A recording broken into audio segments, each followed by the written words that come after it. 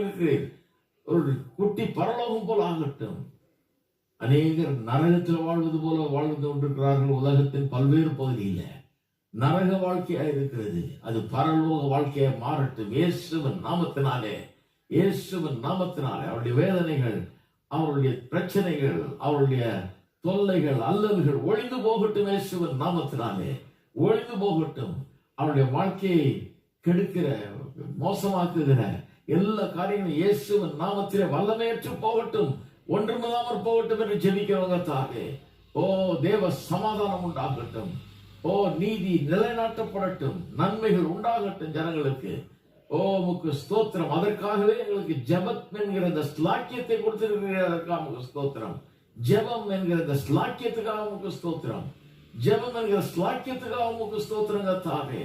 ஓ எவ்வளவு பெரிய பாக்கியம். இந்த பூமியில ஒரு வித்தியாசத்தை ஏற்படுத்த